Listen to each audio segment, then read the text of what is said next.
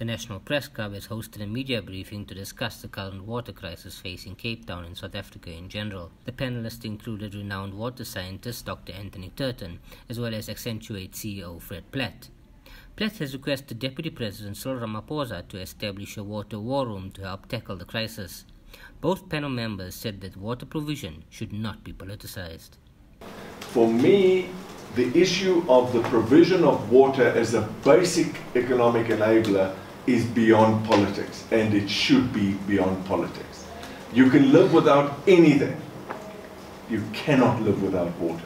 If you rally around the provision of water as an enabler, that is the thing that could unite us at the end of the day and not divide us. But if we're not careful, and if the strong political decisions are not taken, it will inevitably divide us. So I think the answer at the end of the day is, what has happened has happened. At this point, we have a crisis. We now need to come together and take it forward. Professor Turton lamented the fact that South African private citizens are paying a higher tariff for water than bulk users such as mines and hotels.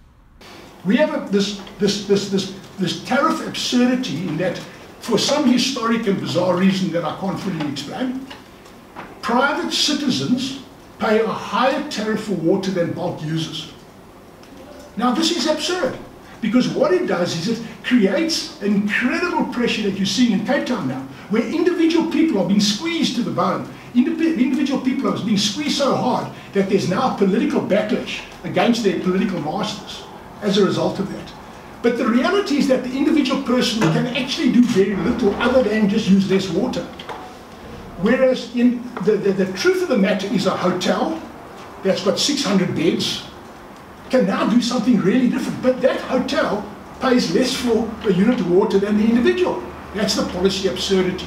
The issue of water supply in Gauteng was also raised at the briefing, and the professor warned that the province is at risk of a water shortage if proactive measures are not put into place. The thing about water security in Gauteng, this is a very, very important issue. But the fact that we've got water in the dam today doesn't mean to say that we've got water in the tap tomorrow. And this whole thing, it comes down to what is known as an assurance of supply, AOS, assurance of supply. And assurance of supply is six things. They're six guarantees. It's the guarantee of a given volume of water, at a given pressure, at a given quality, at a given price, at a given time, and a given place. Those six things.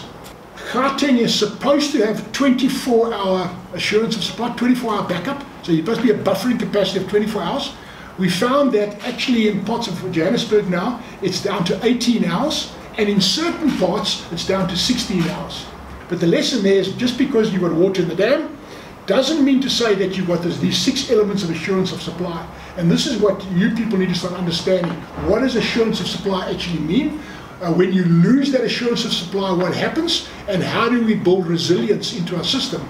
Because if the state can't do it, then as Fred has said, individuals do it, and that's when you start getting this sort of exacerbation of the existing cleavages in society. The rich get more privileged and the poor don't.